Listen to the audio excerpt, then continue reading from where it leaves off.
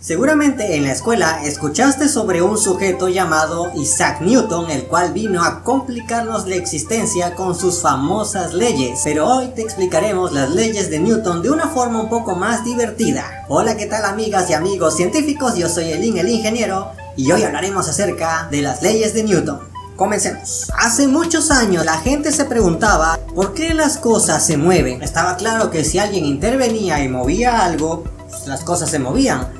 Pero ¿qué pasaba con las cosas en donde no intervenía nadie? Como las manzanas que caían de los árboles o la luna. ¿Qué hacía que estas cosas se movieran? El padre de la astronomía, Galileo, había realizado algunos experimentos en los que deducía que la velocidad con la que caían las cosas no dependía de su masa.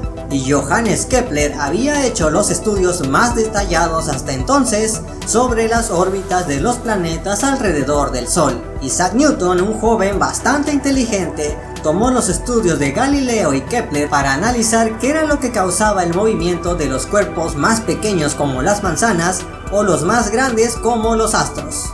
Así fue como surgieron las tres leyes del movimiento de Newton, más una. Primera ley, la ley de la inercia. Todo cuerpo permanece en su estado de reposo o movimiento rectilíneo uniforme, a no ser que fuerzas externas actúen sobre él. Esto quiere decir que si un cuerpo está en movimiento, seguirá en movimiento, y si está quieto, seguirá quieto, a no ser que algo externo influya en él. Esta conclusión fue posible gracias a la observación de Galileo. Él se daba cuenta que si tú empujas algo, ya sea un carrito de supermercado o un carrito de juguete, este se va a mover, pero después de avanzar una cierta distancia, se detiene.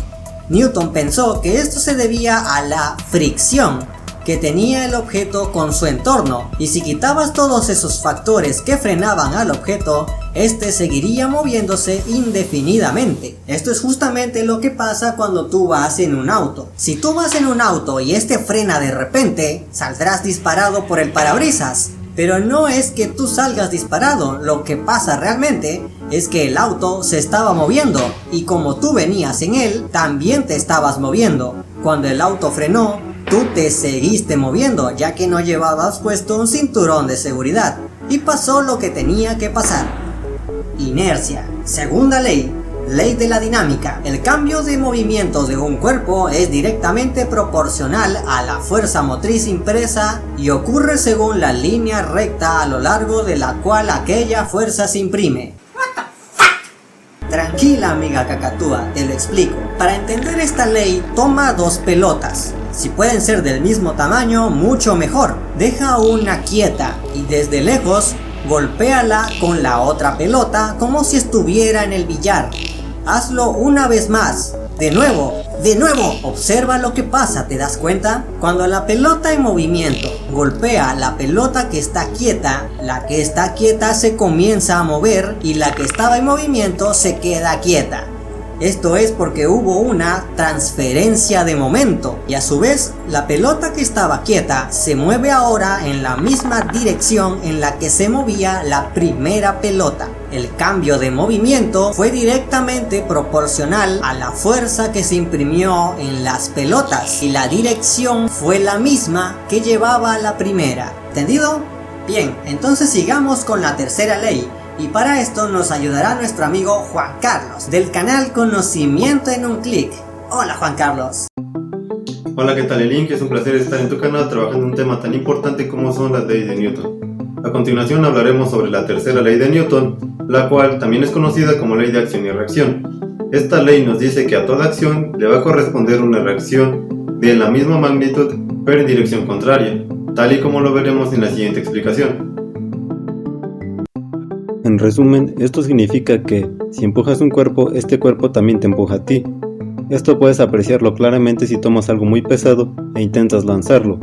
Como te ejerciste una fuerza para lanzarlo, ese cuerpo también ejerce una fuerza hacia ti que te empuja en el sentido opuesto. Esto lo podemos ver en el traje de Iron Man. Los propulsores salen hacia un lado y Iron Man se mueve en el sentido opuesto. Igualmente podemos verlo en las armas de fuego. Cuando un soldado dispara una bazooka, el proyectil se dispara hacia un lado, pero el propio disparo impulsa al soldado hacia atrás. También, si alguna vez has estado en patines o en una silla de ruedas, te darás cuenta que si intentas empujar algo, tú también eres empujado hacia el otro lado. Si te ha gustado este video no olvides dejarnos tu like y tu suscripción para que recibas todas las notificaciones sobre este canal. Personalmente soy un fan de este canal ya que sube temas de divulgación científica muy interesantes. Pero ¿qué pasaba con aquellos cuerpos que no se tocaban, como los astros? Aquí es donde entra una cuarta ley, la ley de gravitación universal. La ley de gravitación universal nos dice que cuando un objeto ejerce una fuerza sobre otro, esta es inversamente proporcional al producto de sus masas e inversamente proporcional al cuadrado de sus distancias.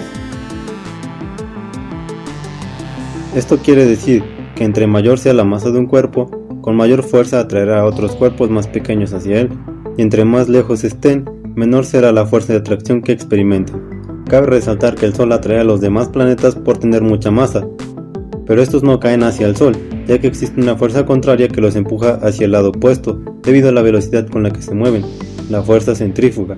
Esta es la misma fuerza que mantiene a la Luna en su lugar. Gracias a esto, Newton designó a la gravedad como una fuerza invisible que actuaba sobre los cuerpos en el universo a distancia, es decir, era como una fuerza magnética, pero que actuaba solo en los cuerpos masivos como planetas y estrellas. Luego vendría Einstein y analizaría las leyes de Newton, llevándolas a los límites donde éstas ya no funcionaban, y les dio un nuevo significado, principalmente cambiando la idea de que la gravedad era una fuerza y designándola en realidad como una curvatura en el espacio-tiempo. ¿Te gustaría que habláramos acerca de este tema? Deja un like y un comentario para saberlo. No olvides suscribirte a nuestros canales y mira este video donde te explicamos todos los mecanismos de transferencia de calor en el canal de Juan Carlos. Adiós.